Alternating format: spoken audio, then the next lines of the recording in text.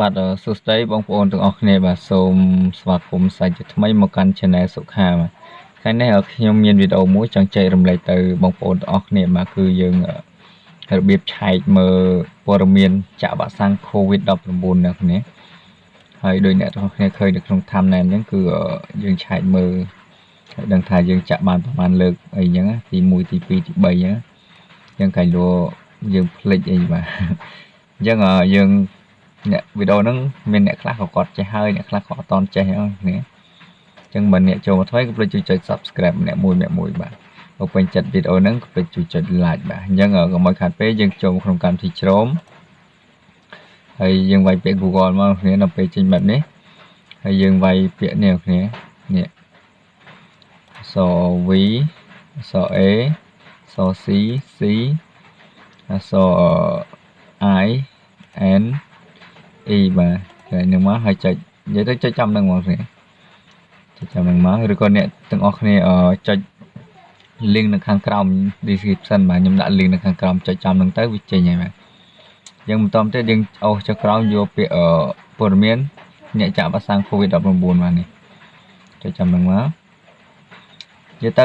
អ្នកនរគ្នាចុចចាំ link ខាងក្រោមទៅគឺវារត់មកដល់កន្លែងនេះហើយគ្នាមិនបាច់ចាំវាយញ៉ៃនៅពិបាកបើអ្នកគ្នាចង់វាយក៏វាយទៅបាទហើយបន្តទៀតវាចេញ3មាន3ប្លោះអ្នកគ្នាអញ្ចឹងអ្នកគ្នាចាលើគេវាមានជំរើស2ទី1លេខអត្តសញ្ញាណប័ណ្ណទី2លេខចាក់ប័ណ្ណចាក់វ៉ាក់សាំងបាទ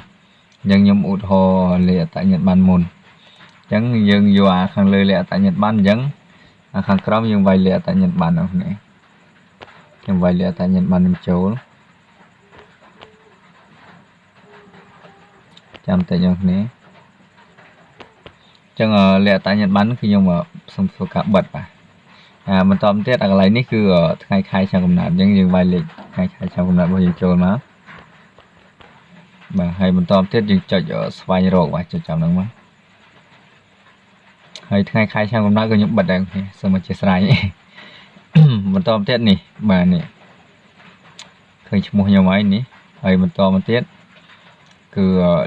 វាដាក់លេខអត្តសញ្ញាណប័ណ្ណបាទអញ្ចឹងខ្ញុំបិទលេខអត្តសញ្ញាណប័ណ្ណចោល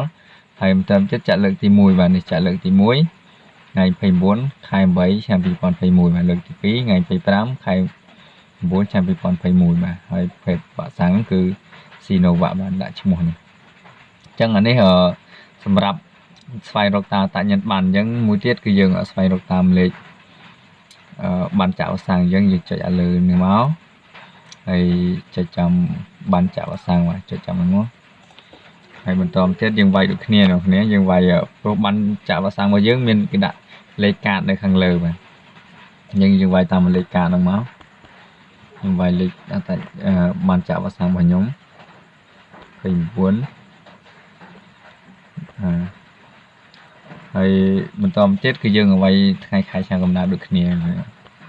ដូចមិញដែរហើយបន្តទៀតយើងចុចស្វែងរកបាទនេះដូចគ្នាបាទចេញដូចគ្នាវាចេញមកចេញកន្លែងលេខអត្តសញ្ញាណប័ណ្ណដែរអញ្ចឹងវីដេអូហ្នឹងគឺដូចអត់មានអីច្រើនទេគាត់ថាកន្លែងរូបថតតែអានេះដូចគេអត់ឲ្យឃើញខាងលើនេះគឺភាសាយើងចុចចាំកន្លែងភាសាអង់គ្លេសភាសាអង់គ្លេសទាំងអស់ហើយយើងចុចចាំរូបនេះភាសាខ្មែរបាទ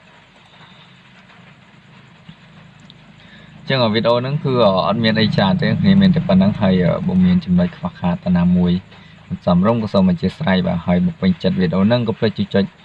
like ហើយបើមានមតិយោបល់អីផ្សេងៗសូម comment នៅក្រោមវីដេអូបាទអរគុណច្រើនជម្រាបលាជួបគ្នានៅវីដេអូក្រោយបាទបាយបាយ